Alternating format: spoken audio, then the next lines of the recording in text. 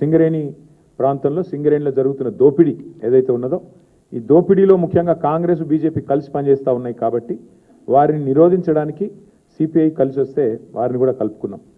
ఇక్కడికి వచ్చే ముందు మిత్రులు కొత్తగూడెం శాసనసభ్యులు రాష్ట్ర సిపిఐ సెక్రటరీ సాంబశివరావు గారితో కూడా నేను మాట్లాడాను.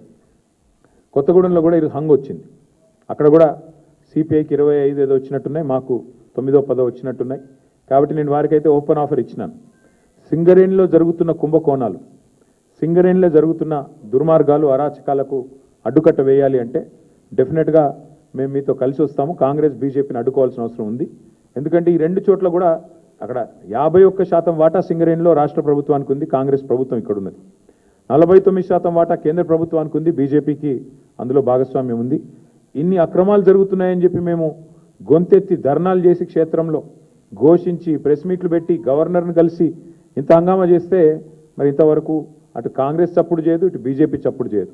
అందుకే మిత్రులు సిపిఐ రాష్ట్ర సెక్రటరీ మరి సాంబశివరావు గారికి నేను ఫోన్ చేసి చెప్పాను, మీరు కనుక తీసుకోవాలనుకుంటే కొత్తగూడెం కార్పొరేషన్ మీరు తీసుకోండి, మేము మద్దతు ఇస్తాం ఓపెన్గా అని చెప్పి కూడా వారికి చెప్పడం జరిగింది. ప్యూర్లీ ఒకటే ఉద్దేశం, సింగరేణిలో జరుగుతున్న దోపిడీని సింగరేణి కేంద్రంగా ఉన్న కొత్తగూడెంలో తప్పకుండా అక్కడ మరి కాంగ్రెస్ బీజేపీని ఎండగట్టాలన్న ఉద్దేశంతోనే ఈ ఆఫర్ కూడా మేము ఇచ్చాము. అట్లా కలిసి వచ్చే లౌకిక పార్టీ ఉంటాయి, చాలా రకరకాల కాంబినేషన్స్ ఉంటాయి. ఇవన్నీ కూడా చూసిన తర్వాత మేమైతే డెఫినెట్గా గట్టిగా పోరాడినాము.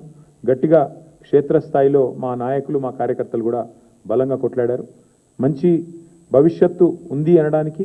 అట్లాగే ఈరోజు మరి ప్రధాన ప్రత్యామ్నాయం ప్రధాన ప్రతిపక్షమే.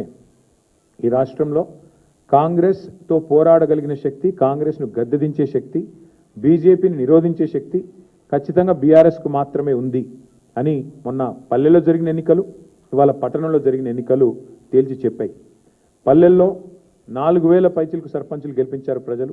మరి అట్లాగే పట్టణంలో కూడా ఇది చూస్తే దాదాపు 730-740 వార్డులు గెలిచి అక్కడ ఇక్కడ రెండు చోట్ల కూడా ప్రధాన ప్రతిపక్షం కేవలం బీఆర్ఎస్ మాత్రమే, పోరాడే సత్తా ఉన్న పార్టీ బీఆర్ఎస్ మాత్రమే. రెండు పార్టీలు, ఒకటి ఢిల్లీలో అధికారంలో ఉంది, ఇంకోటి రెండోది రాష్ట్రంలో అధికారంలో ఉంది. కానీ ఈ రెండు పార్టీలు ఉన్నప్పటికీ, ఎన్ని రకాల కుయుక్తులు పనిన్నప్పటికీ బీఆర్ఎస్ఏ కేసీఆర్ గారి నాయకత్వమే ఈ రాష్ట్రానికి శ్రీరామ రక్ష అని చెప్పి మళ్ళీ ఒకసారి అటు పల్లెల్లో ఇటు పట్టణంలో ప్రజలు తేల్చినట్టయింది.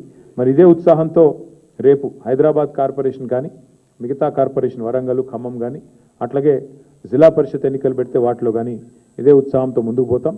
డెఫినెట్గా ఎక్కడెక్కడైతే ఈ దుర్మార్గాలు అరాచకాలు జరిగినాయో వీటిని వదిలిపెట్టం.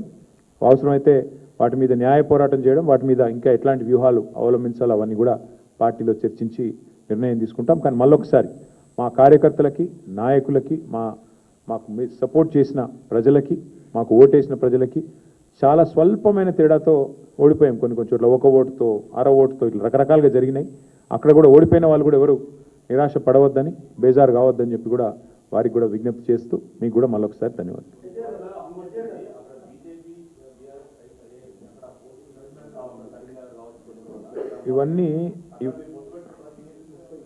ఇవన్నీ బ్రదర్, ఇవన్నీ ఒక దగ్గర లేట్ల పరిస్థితి దాదాపు 30 చోట్ల ఉంది. కావాలంటే లిస్ట్ చదవమంటే చదువుతాయి, నా దగ్గర ఉంది. ఎక్కడెక్కడ హంగు ఉన్నది అనే దానికి ఇగో చదువుతా నేను. జనగామ, మేబ్బాదు, కేసముద్రము, వర్ధన్నపేట, గద్వాల, అల్లంపూరు, దేవరకద్ర, ఇగో మొత్తం 30 లిస్ట్ ఉంది. దీన్ని బట్టి ఏమర్థమవుతుంది నీకు? మేము ఆల్రెడీ స్పష్టంగా గెలిచింది దాదాపు ఒక 15-16 ఉన్నాయి. అవి కాకుండా 30 హంగు ఉన్నాయి. అంటే రాష్ట్రంలో 117 చోట్ల ఎన్నికలు జరిగితే 30 హంగు ఉన్నాయి, 15 మేము గెలిచినాం. అంటే 46 ఓనికి వాళ్ళు గెలిచిందని.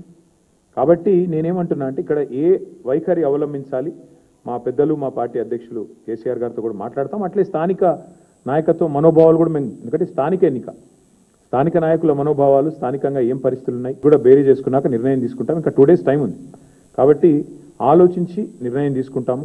ఇప్పుడు నేను ఓపెన్గా చెప్పాను, కొత్తగూడెంలో కాంగ్రెస్ బీజేపీ రెండు కలిసి సింగరేణికి అన్యాయం చేస్తున్నాయి.